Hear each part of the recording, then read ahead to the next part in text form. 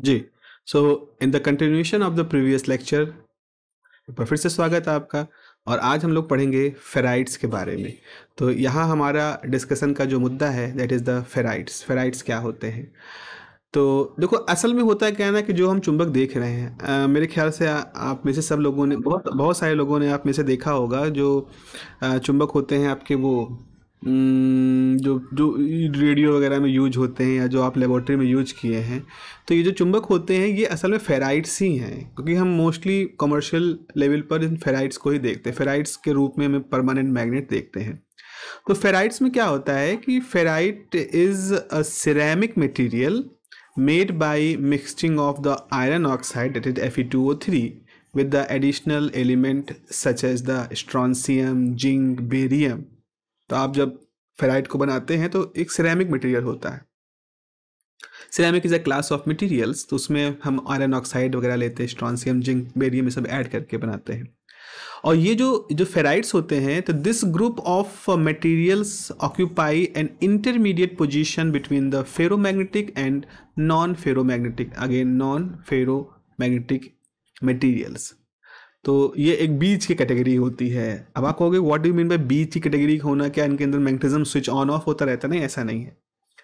हम पढ़ेंगे क्या होता है। So the ferrites are constructed by binding the fine particles of the ferromagnetic elements in the binding resin. हम एक तरह के एक बाइंडिंग एलिमेंट लेते हैं और उसके अंदर बहुत ही बारीक पार्टिकल जो हमारे आयरन के हैं, ये जो with the mixing of strontium, zinc, according to our need, हम हार्ड सॉफ्ट जो बनाना चाह रहे हैं, हम उसको उस बाइंडिंग रेजिन के अंदर मिक्स कर देते हैं। और मिक्स करके उसको जब हम सॉलिडिफाई करते हैं तो हमारे पास फेराइट्स आते हैं, जो कि कमर्शियली हम लोग मैग्नेट देखते हैं वो होते हैं।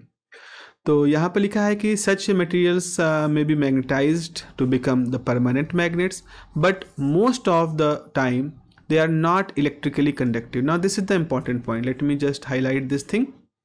यहाँ पर क्या होते हैं कि इस तरह के जो मैग्नेट्स होते हैं इस तरह के जो मैग्नेट्स होते हैं, they are the magnetized to become the permanent magnet, but of the time are not electrically conductive। electrical conductivity इनके अंदर नहीं होती। दैट इज हाउ हम कह रहे हैं कि वो बीच में होते हैं। तो इनके अंदर मैग्नेटिज्म होता है, फेरोमैग्नेटिज्म जैसा परमानेंसी होती है, but at the same time उनमें इलेक्ट्रिकल कंडक्टिविटी नहीं होती, नहीं के बराबर होती है। सो आप फिर लिख रहे हो कि these properties make it useful for the application like the magnetic core of the transformer. चूँकि कनेक्टिविटी का इशू नहीं होता है तो इनको ट्रांसफार्मर के कोर में हम इस्तेमाल कर सकते हैं, जिसके चारों तरफ वाइंडिंग्स होती हैं। And to suppose the occurrence, to suppress the occurrence of eddy currents. Eddy currents एक तरह का एक अनवांटेड इफेक्ट है, बट वो होता है मटेरियल्स के अंदर, तो उनको सप्रेस करने के लिए ट्रांसफार्मर कोर में हम इस तरह के मटेरियल्स को यूज करते हैं फेराइट को, चूँकि वो इलेक्ट्रिकल कंडक्टिविटी को सपोर्ट नहीं करते। तो इलेक्ट्रिकल कंडक्टिविटी को सपोर्ट ना करने की वजह से इस तरह की अनवांटेड जो करंट्स हैं, currents means something, some flow of charges, जो कि कंडक्टिविटी का एक फीचर होता है। तो अगर आपने मैग्नेटिक कोर को फेराइट्स का बनाया जो कि इलेक्ट्रिकल कंडक्टिविटी बहुत ही वीक होती, ना के बराबर होती, तो उनमें एडी करंट जैसी सिचुएशन भी वहाँ पर डेवलप नहीं हो पाती या इनसिग्निफिकेंट हो जाती है। सो इस तरह से इनकी यूजफुलनेस होती है। दो तरह के हम फेराइट्स की बात करते हैं, जैसा कि फेरोमैग्नेटिज्म में था दो तरह के, सॉफ्ट और हार्ड, ऐसे ही सॉफ्ट फेराइट और हार्ड फेराइट होते हैं। Soft ferrites are made by the iron oxide. Soft ferrites जो होते हैं उनको अगर आपको बनाना है तो आपको आयरन ऑक्साइड यानी Fe2O3 और उसको हम मिलाते हैं विथ वन और मोर डाईवैलेंट ऑक्साइड, जैसे कि निकल oxide, manganese oxide, zinc oxide, इसके साथ हम उसको मिक्स कर देते हैं। It's hysteresis loop is square in shape. Again hysteresis loop का वर्ड आया है फिर से, और वो हम लोग देखेंगे आगे हिस्टैरिसीस लूप क्या होता है जब मैग्नेटाइजेशन के बारे में पढ़ेंगे। तो हम देखते हैं कि इसका हिस्टैरिसीस लूप जो होता है वो स्क्वायर शेप का होता है। तो हिस्टैरिसीस लूप में क्या होता है, जस्ट अ मिनट, आपने एक एक्स एक्सिस पर H मैग्नेटाइजिंग फोर्स ले लेते हो, वाई एक्सिस पर आप मैग्नेटिक इंडेक्स लेते हो और उसके बीच में ग्राफ खींचते हो। तो ग्राफ इसका जो होता है वो कुछ ऐसा होता है, इस तरह से, मतलब स्क्वायर शेप का होता है।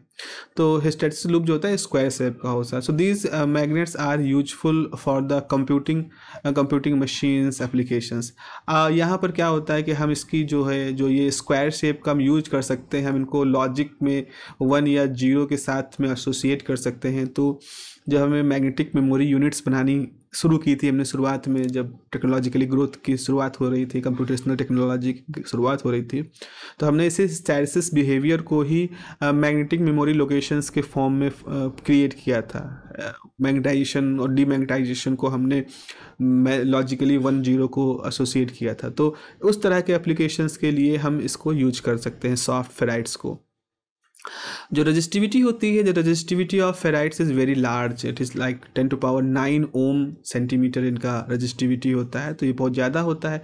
इतनी ज़्यादा रजिस्टिविटी होने की वजह से जो एडी करेंट्स होती हैं वो मतलब वो बहुत ही कम हो जाती है। अगेन क्योंकि करेंट्स को फ्लो करने के लिए जो रेजिस्टेंस अपोजिशन होता है बहुत ज़्यादा है, तो ये अपोजिशन ज़्यादा होने की वजह से या नॉन कंडक्टिविटी ज़्यादा होने की वजह से जो एडी करेंट्स होती हैं produced due to the alternating field is very small in the soft ferrite.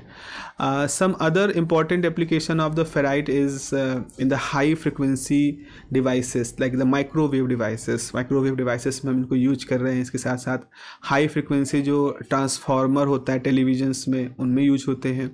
Frequency modulators receivers में और ट्रांसमीटर्स में जो यूज होते हैं उनमें हम इन सॉफ्ट फेराइट बेस्ड मटेरियल्स को यूज करते हैं। इसका काउंटर पार्ट आपके पास जो आता है that is the hard ferrites.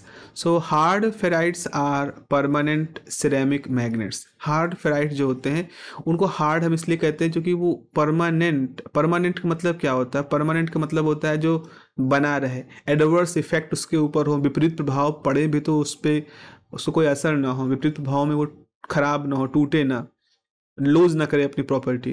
तो जो हार्ड फेराइट्स होते हैं they are the permanent ceramic magnets होते हैं। और जो रेडियो की जो रेडियो में स्पीकर में पीछे गोल गोल लगा होता है वो हार्ड फेराइट ही होता है। तो इन जनरल जो कॉम्बिनेशन होता है कि MoFe2O3, M is some side, M को बेरिलियम और स्ट्रॉन्सियम में हम रिप्लेस कर सकते हैं। तो आप सोच सकते हो बेरिलियम ऑक्साइड Fe2O3 के साथ मिक्स कर दिया गया है, स्ट्रॉन्सियम ऑक्साइड को Fe2O3 के साथ मिक्स कर दिया गया है। तो ऐसा होता है कि जब इस तरह का एलिमेंट स्ट्रक्चर बनता है तो इसके अंदर एक हैज़ हेक्सागोनल स्ट्रक्चर, जैसे वहाँ एक स्क्वायर शेप का स्ट्रक्चर होता था हिस्टैरिसीस में सॉफ्ट में, वैसे यहाँ जो एलिमेंट होता है इसके अंदर जो क्रिस्टल स्ट्रक्चर होता है हेक्सागोनल स्ट्रक्चर होता है, जिसकी वजह से which make it's less dense, इसकी डेंसिटी लेस कर देता है और उसको कॉस्ट एफिशिएंट बना देता है। तो इस तरह के जो हार्ड एलिमेंट्स होते हैं they are used in the generators, relay motors, telephonic ringer, receiver, speaker, door closer, जो लैचेस लगते हैं ना, आपने चुंबक से चिपकने वाले दरवाजे देखे होंगे, लकड़ी के दरवाजे होते हैं, अंदर एक प्लास्टिक लगा करके उसमें चुंबक होता है, तो जैसे आप दरवाज़ा बंद करते हो खट से जा करके उससे चिपक जाता है और थोड़ा सा अपने आप ओपनिंग वाला वहाँ पर नहीं होता है। तो वो होते हैं मैग्नेटिक लैचेस होते हैं जो इससे जो गले में पेंडेंट पहनते हैं वो खट से चिपक जाते हैं। तो इस तरह ये टॉय वगैरह में होता है ना, खिलौनों में जो बोर्ड पे चिपकाने वाले एलिमेंट्स लगाए जाते हैं, फ्रिज के ऊपर जो लगाने वाले एलिमेंट्स लगाए जाते हैं, तो वो सब हम इससे बना रहे हैं। आपको सोचो फ्रिज जो होता है उसके अंदर ऑलरेडी करंट फ्लो करती रहती है, उसके अंदर कंप्रेसर चलता रहता है, तो उसकी अपने चारों तरफ मैग्नेटिक फील्ड तो डेवलप रहती ही है। तो अगर आपने चुंबक लगाया और वो जो मैग्नेटिक फील्ड फ्रिज की है वो अगर चुंबक के डीमैग्नेटाइजेशन कर दिया तो, लेकिन ये मटेरियल जो हार्ड परमानेंसी वाले होते हैं तो इनका डीमैग्नेटाइजेशन बड़ा मुश्किल होता है। तो ऐसे फ्रिज चलती हुई फ्रिज में से जो करंट फ्लो कर रही है उसकी वजह जो मैग्नेटिक फील्ड प्रोड्यूस हो रही है वो मैग्नेटिक फील्ड एक्सीडेंटली इस तरह के मटेरियल्स को डीमैग्नेटाइज नहीं कर सकती।